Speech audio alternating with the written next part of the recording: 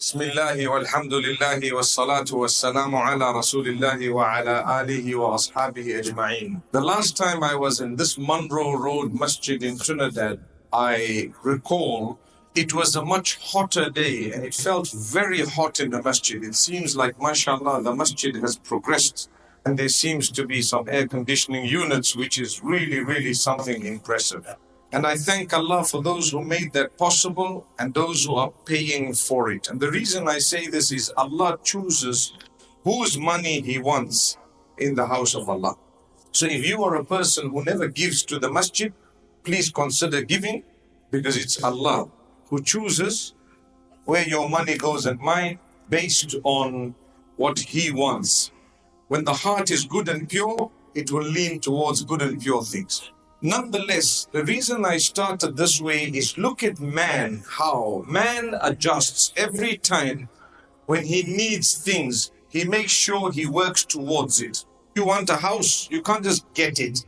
You need to work, earn, save up, and continue saving up, and then make a plan and buy a house, and perhaps a better house at some point, and so on.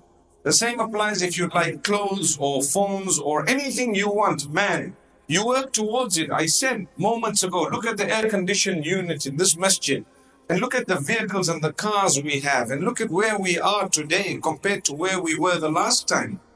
We've progressed. For how long? How long is that going to help you for?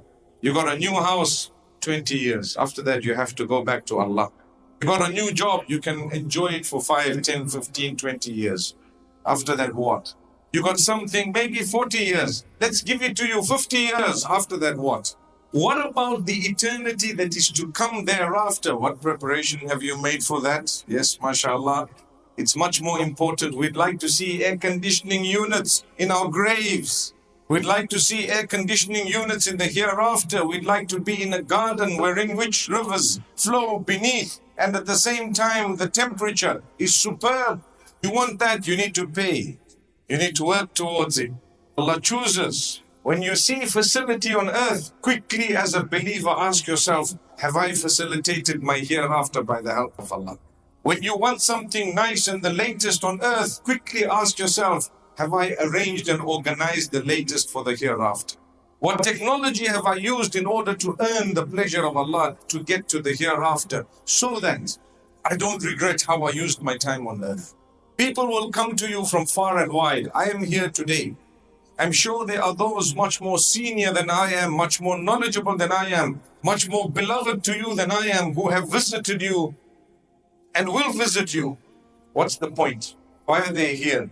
Do you think they travel far and wide just to come here and see the place and enjoy? No. We will be questioned if your life has not moved forward and you have not come closer to Allah and something has not clicked in you. It was a waste of time, futile exercise. Today on earth, many of us, mashallah, we enjoy the material wealth we have in a way, depending on the person you are, that's either beneficial or harmful, and sometimes neither beneficial nor harmful.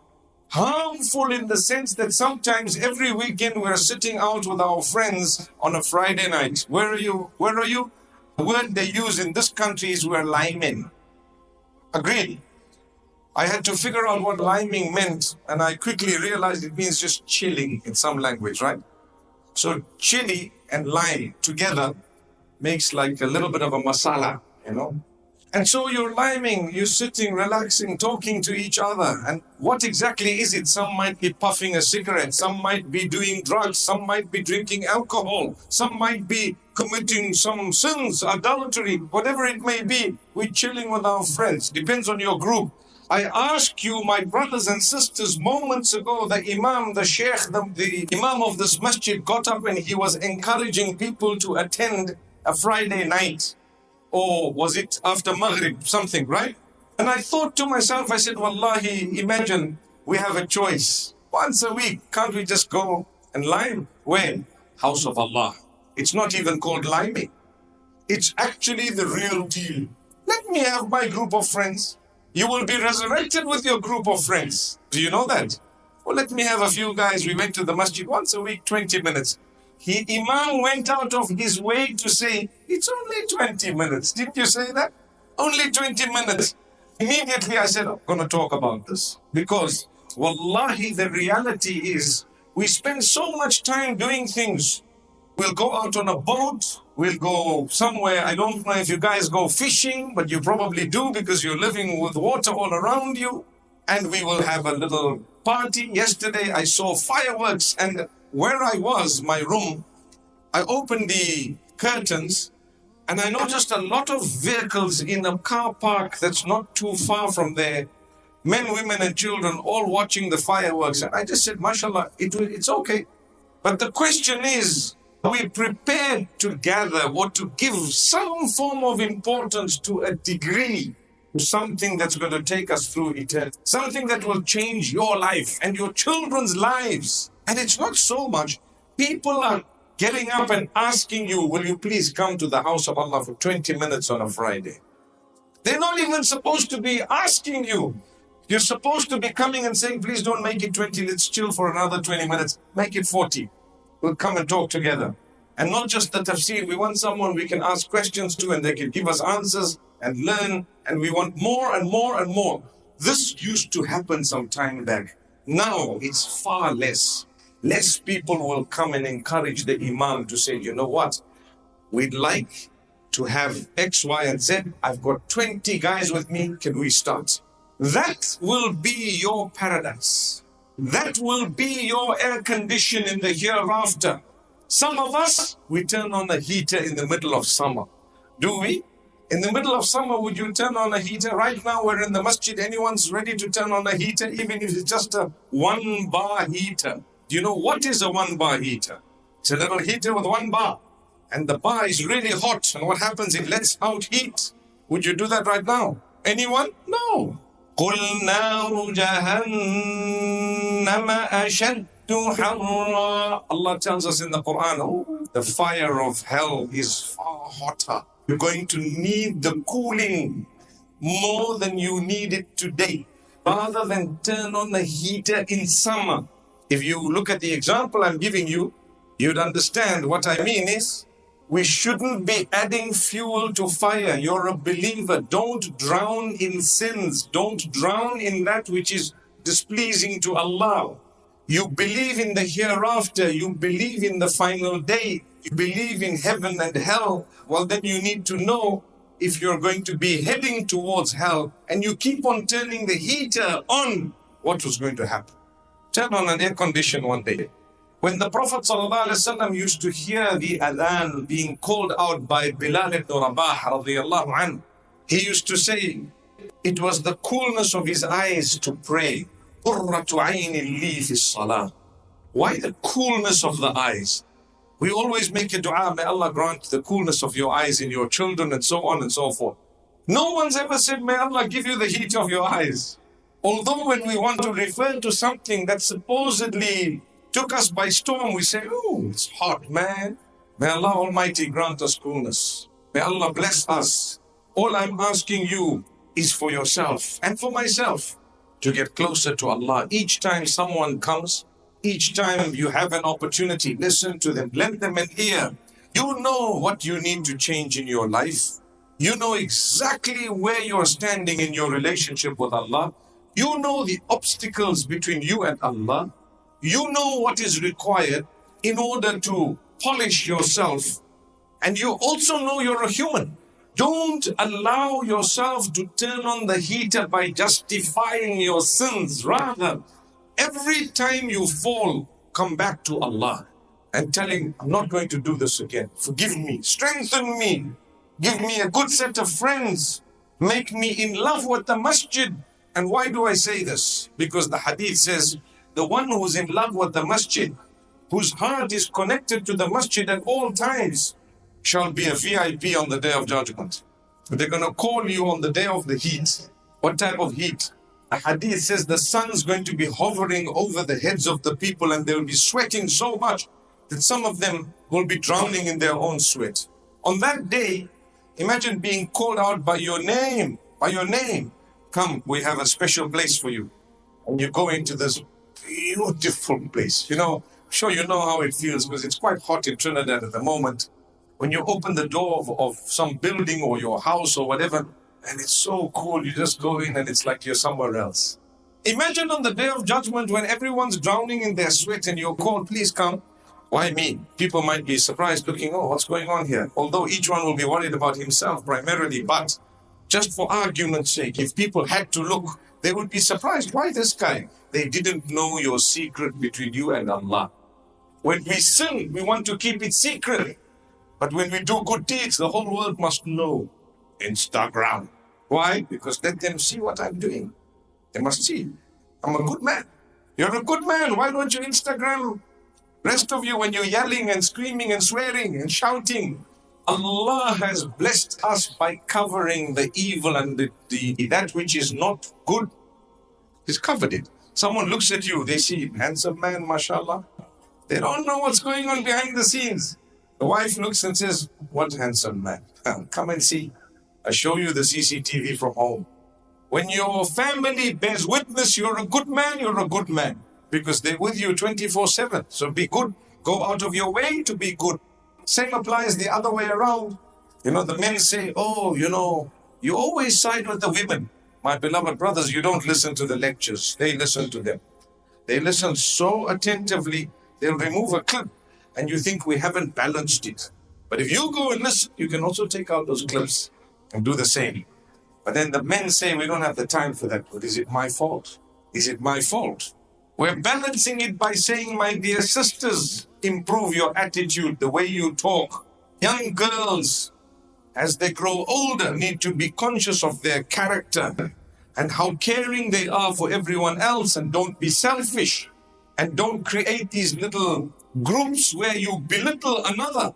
I've had so many cases of suicidal girls in girls' schools who are telling you that they have picked on me and they say this and they laugh, and because I'm not a part of their clique, this is what happens and that's what happens.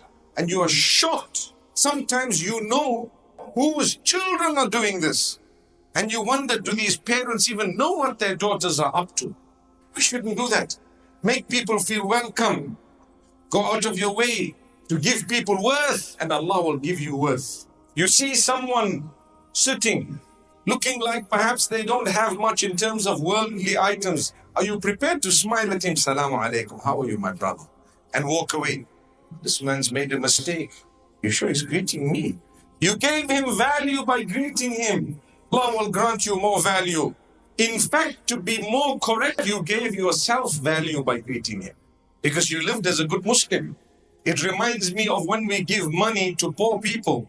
We are taught by our religion that you must consider yourself fortunate that Allah gave you an opportunity to give. Allah. Imagine I see a poor man. Look at the difference. One who doesn't believe might throw some money and say, take it. Give him food that's filled with worms and mold. And you believe it's left over, brother, eat this. No, don't give them that which you yourself are not prepared to make use of. Or it is unfit for a human being.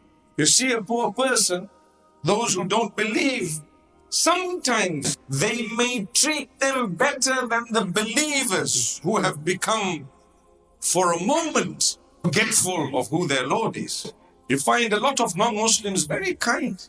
And sometimes you find a Muslim appearing to be so religious, and they are so rude. What ambassador are you for the deen of Allah? Where do you think you're going? Inshallah, we change that. I'm a Muslim. My name is Abdullah. I'm extremely happy. I'm excited. When I meet anyone, every Tom, John, and Harry that they might see, we will at least carry ourselves in a way that they would learn that this is a respectful faith. These people are good. And Allah gives us opportunities.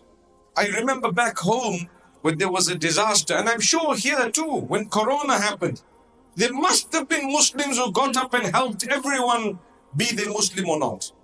I'm sure. Were those opportunities not given to us by Allah? Yes, they were.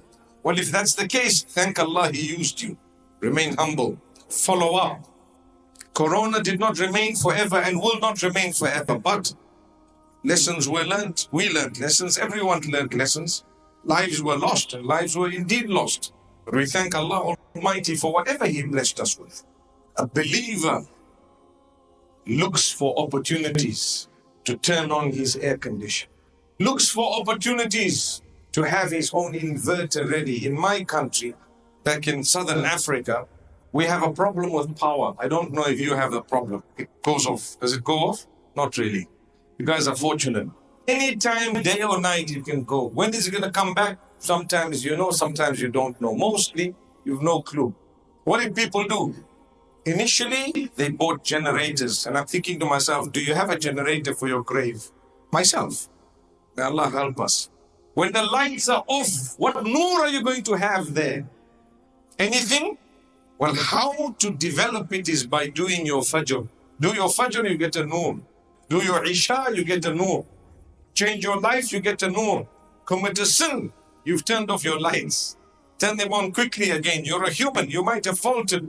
Quickly come back, oh Allah, forgive me. Click, lights are on again. Come back. How many messages do you want before you're going to turn? I've said in the past, who do you want to come to tell you to change before you change? Say his name, we'll bring him here. Will you change? You don't even need that. Isn't it enough for you and I that Allah has reminded us in such a beautiful way? Oh man, I don't wish to take away your world to give you the hereafter. But what I am doing, I'm going to give you the best of this world and the next. Discipline yourself. When Allah sets rules, those rules are there in order to help us lead a life of goodness, not in order to create distress and harm for us. So believer knows Allah's given me an opportunity.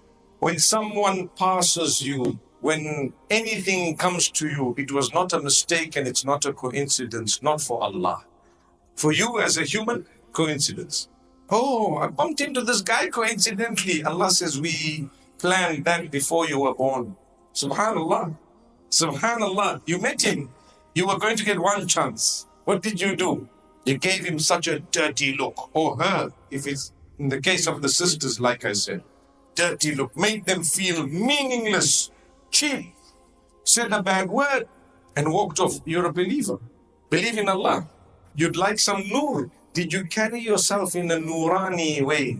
Did you carry yourself in a way that perhaps your noor would be turned on? Wallahi, anyone whom a sin has dangled in front of and they've left it for the sake of Allah, there is a noor that they are given that will shine in this world and the next. So much so that even if your temper is flaring and you control it, you have a noor. Controlling your anger and your temper is mentioned in the Quran and in the Sunnah of the Prophet ﷺ. Many of us couldn't be bothered. Why? I'm a strong man. I have everything. I can vent. I can get angry. What's the big deal? You know your Trini language, it's a slang, right? It has in it a bit of a twang, right? I may not understand everything, but I know. But there's something about all languages that when a guy is swearing, no matter what, you know this guy is swearing. I'm telling you, this guy is swearing. You don't know a language and there's someone looking at you and they're saying things and then there's another guy. You see the expression on the face changes, the way they're saying it changes. No one swears at you looking and smiling and, and then they're swearing all these swear words. They don't do that. A swear word comes with an attitude. It comes with darkness. It comes in a way that people can pick up there's something wrong here. Calm down. You don't need those words to be recorded in your book of deeds. A believer remembers that there are angels writing down your good deeds, your bad deeds, your words, and everything. Do you want good? You have a book.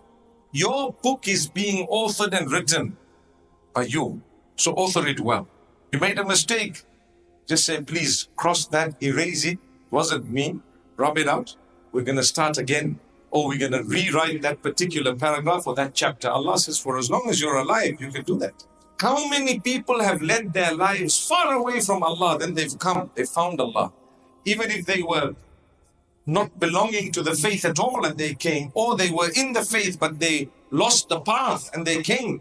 How many people sometimes from among our leaders who are good examples have had that type of a past? Why does Allah do that? Number one, For them, yes, it's a good thing. But for everyone else to know that the fact that you might be involved in something negative doesn't mean you don't have a future, but you need to change it now. The fact that you've done something really wrong, don't lose hope in Allah, but you need to change it now. Oh Allah, forgive me. What happens? The angels write that down. Oh Allah, wipe this out. Allah instructs the angels to wipe it out. It's wiped out. Gone. The one who sought forgiveness from a sin, repented to Allah, is equivalent to the one who didn't do it at all, which means it's wiped out. And if you do good deeds thereafter, they are multiplied so much. My brothers and sisters, surely we can change ourselves. Like I said earlier, I know what I'm involved in, and so do you. I know the habits that need changing, and so do you. I know where my weaknesses are, and so do you. Sometimes I may not know certain things. I expect you to come and show me and tell me in a respectful way. My brother, you don't realize, but you know what? When you're speaking with a lot of arrogance, man. You're belittling people. No, but I mean it. I mean good. My heart is clean. Your heart can be squeaky clean, but you're still screaming at people. Stop it. And people's excuses, my heart is clean. Brother, all our hearts are clean. Subhanallah. Cleanse your heart. That's there as well. But what I mean is, that's not an excuse to continue. My heart is clean. Committing zina, but my heart is clean. You're drinking alcohol, but my heart is clean. Well, then everyone's heart is clean. When they're taking you to Jahannam, you can tell them, my heart is clean. They say clean hearts are also here. Because your actions were dirty. There it goes. The actions were dirty. What's the point? And may Allah Almighty forgive us. So my brothers and sisters, reminders come to us, and only a set number of reminders will come to you and I. The reason why we say this is because look at Nuh alayhi salam. He called his people for 950 years. He kept on telling them, worship Allah alone, worship Allah alone, worship Allah alone. In the morning, in the afternoon, in the evening, in the night, he tried different times, he tried different age groups, he tried everyone, everything. Not 1 year, not 10 years, not 100 years, not 500 years, but 950 years. قال رب إني دعوت قومي ليلا ونهارا. He says, oh Allah, I called my people. ليلا ونهارا. I called them by night and by day. I called all of them. I tried my best. You made me a Nabi and you told me to deliver the message and to keep reminding. I reminded them and I reminded them. And oh Allah, the young, when they are growing older, they are becoming worse than the old ones. He says it, it's in the Quran. لا يلدوا إلا فاجرا كفارا. He says, you know what? They're not giving birth except to those who are even worse. They are sinful, totally far from you, complete disbelief, and so on. And he's complaining. What do I learn from it? Why did Allah tell me the story and tell it to you? Because Allah wants you that when a reminder comes to you, don't be like the people of Noah. Allah became so upset with them, He drowned them. But the point is, when Nuh alayhi salam complained, and he didn't complain for many, many years, after that he says, oh Allah, I've tried my best. Really. Only 11 people believed the message in 950 years. Oh, 11 people accepted the message in 950 years. One narration takes the figure all the way up to 80. There's nothing more. If you study the narrations that mention the number of people who accepted the message of Nuh alayhi salam, lowest figure, which they say is the most correct, is 11. The highest figure goes up to 80.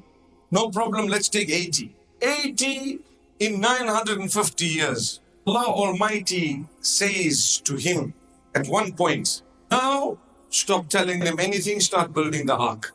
Why stop? لن يؤمن من قومك إلا من قد آمن. Nobody is going to believe from your people except those who have already believed. So stop calling them. So nobody is going to believe except those who have already believed. So stop calling them. It's over. What I learned from this is I need to fear. If Allah chose that 1,000 messages are going to come to me before I turn, and those 1,000 have already come, might not get any more messages, now it's the punishment. The number of times someone's going to remind you is limited. It's fixed. Allah knows already. You're going to get 700 reminders, you're going to get 1,000, 5,000, 10,000 reminders in your life. After that, it's over. So if you heard a word of anyone encouraging you to come closer to Allah, thank Allah. Oh Allah, I thank you for sending someone to remind me to come closer to you. That's all. Surah Yasin, we read it often, so often. What happened? There is a story of a man. What did the man say? He called the people towards Allah.